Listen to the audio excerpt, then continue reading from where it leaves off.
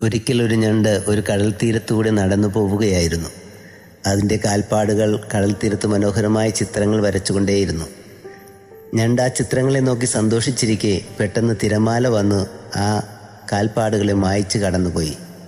ഞണ്ടിന് സങ്കടമായി. തിരമാലയോട് ഞണ്ട് പറഞ്ഞു, എന്നും ഞാൻ നിന്നെ ഒരു സുഹൃത്തായിട്ടല്ലേ കണ്ടത്, എന്നിട്ടെന്തേ എൻ്റെ മനോഹരമായ കാൽപ്പാടുകൾ നീ മായ്ച്ചു കളഞ്ഞു?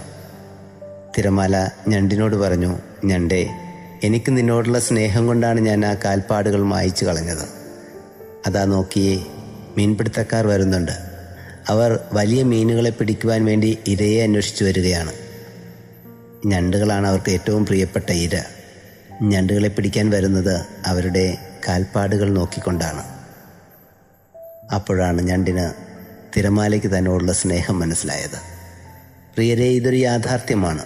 നമ്മുടെ പ്രിയപ്പെട്ടവർ നമ്മുടെ ജീവിതത്തിൽ നൽകുന്ന ചില ഉപദേശങ്ങളും നിർദ്ദേശങ്ങളുമൊക്കെ അവർക്ക് നമ്മളോട് സ്നേഹമില്ലാത്തതിൻ്റെ അടയാളമായി നമ്മൾ വ്യാഖ്യാനിച്ചേക്കാം. എന്നാൽ അങ്ങനെയല്ലെന്നേ. നമ്മളോട് സ്നേഹമുള്ളവർ മാത്രമേ നമുക്ക് നന്മയ്ക്ക് ഉപകരിക്കുന്ന ചില പ്രയാസങ്ങൾ നമ്മുടെ ജീവിതത്തിൽ വരുവാൻ അനുവദിക്കുകയുള്ളൂ. God bless you.